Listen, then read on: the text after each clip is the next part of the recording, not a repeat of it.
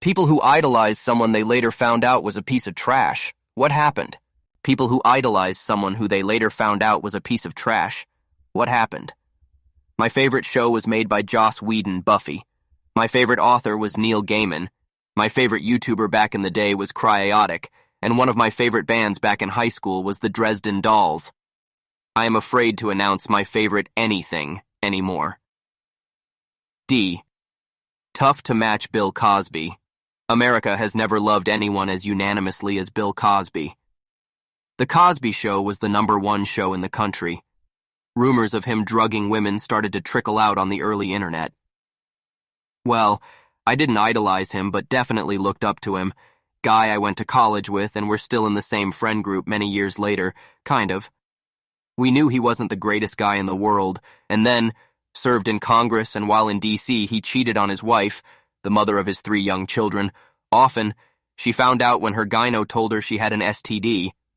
He became governor of my state, and early in his 3rd term had to accept a plea deal with the feds, resign, go to federal prison. He learned nothing, basically told the feds, "Catch me if you can." They did. He went back to federal prison again. Turns out my favorite high school English teacher was a pedo. He's now in jail. He taught me to write well, and to enjoy writing. 3 years after his class and I tied for highest honors in English. I still write for fun. And now 30 years later, a major part of who I am is tied to that person. Lance Armstrong got interviewed by Oprah. I was a really big Kanye fan until he said slavery was a choice, and then it got worse. We're gonna see the usual names on this thread, so let's go with someone different. Greg Mortensen. You may remember him as the author who wrote 3 Cups of Tea.